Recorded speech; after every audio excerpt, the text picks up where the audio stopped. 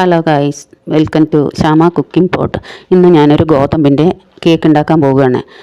ആ കേക്ക് ഉണ്ടാക്കാൻ വേണ്ടി ഒരു ബൗൾ ഗോതമ്പ് മാവ്, 3 വെല്ലം, 3 മുട്ട, 1/2 ടീസ്പൂണ് സോഡാപ്പൊടി, ലേശം ഉപ്പ്. അതിന് ടേസ്റ്റിനായിട്ടാണ് ആ ഉപ്പ് ഇടുന്നത്. ആദ്യം നമ്മൾ ഈ 3 മുട്ട ബീറ്റ് ചെയ്തെടുക്കാം.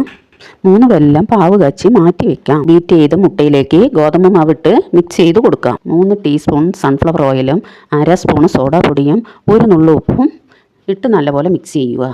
അതിലേക്ക് വെല്ലപ്പാവ് കുറച്ച് ഒഴിച്ച് കലക്കി കൊടുക്കാം. അതിലേക്ക് 2 സ്പൂൺ നെയ്യ് ഒഴിച്ച് നന്നായിട്ട് ഇളക്കി പേസ്റ്റ് രൂപത്തിലാക്കണം. ഓവൻ ഇല്ലാതെയാണ് നമ്മൾ കേക്ക് ഉണ്ടാക്കാൻ പോകുന്നത്.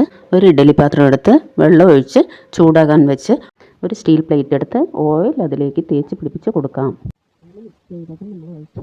15 മിനിറ്റ് നേരം ലോ ഫ്ലെയിമിൽ വയ്ക്കുക. നമ്മുടെ കേക്ക് നന്നായിട്ട് പൊന്തി വന്നിട്ടുണ്ട്.